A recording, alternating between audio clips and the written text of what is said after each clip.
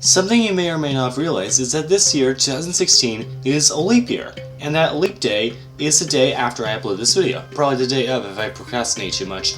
But why do we even have leap years anyway? And what is it like in other calendars? Okay, first the Gregorian calendar, which is a solar calendar with 12 not so well divided months with strict numbers of days, with the exception of February, which mostly falls behind with 28 days instead of 30 or 31, and gains an extra day to make 29 every 4 years to keep the dates, and probably more importantly the holidays, lined up with the seasons. Then it skips the leap year every 100 years because it's not perfect, and because it's even less perfect, it actually skips skipping the leap year every 400 years, which is why 2000 was a leap year, and all this still leaves a missing day once every 8,000 years. So it's pretty clear that the Gregorian calendar is kind of flawed from the very skeleton, like a lot of things. So what do they do in other calendar systems? Let's take a look at the Islamic calendar, for instance.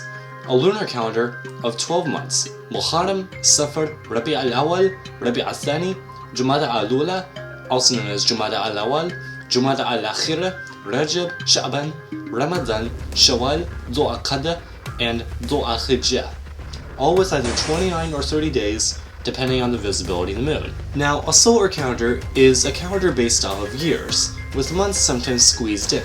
Lunar calendars are essentially the opposite. It takes Earth's 365.24219 Earth days to orbit the Sun, and the Moon 29.4 Earth days to orbit the Earth, and those numbers don't add up perfectly, so the Islamic calendar, like all calendars, falls out of sync with the seasons. But unlike the Gregorian calendar, the Islamic calendar, minus some sects of Islam, doesn't observe leap years, and so the days aren't really aligned with the seasons. This is how the current date is the 20th of February 2016, or the 19th of Jumada al-Awwal 1437, but in 50 years, it will be the 20th of February 2066, but in the Islamic calendar, it will be the 4th of Dhul al-Hijjah 1488. This is why there is no winter holiday in Islam, as holidays like Eid al-Fitr, which was on the 17th of July 2015, will be on the 6th of July 2016, and will go back every 11 days in the Gregorian calendar, will still be on the 1st of Shawwal, changes seasons. However, this actually has more to do with the fact that the Islamic calendar's years are only 354 days long. So if you want a calendar system that works with the seasons, you can use what is called a lunisolar calendar, just like what most cultures use. For instance, let's say you grew up in a Jewish family in the United States. You will note that you always had to ask when Hanukkah would be every year, as it doesn't stay in the same date. However, unlike Eid al-Fitr, for instance, it always stays in late fall. This because in the Hebrew calendar, there's a leap month every 3rd, 6th, 8th, 11th, 14th, 17th, and 19 years in every 19-year cycle, where some years have 13 months but the rest have 12, all to keep things in line. It actually works like this in many different calendars.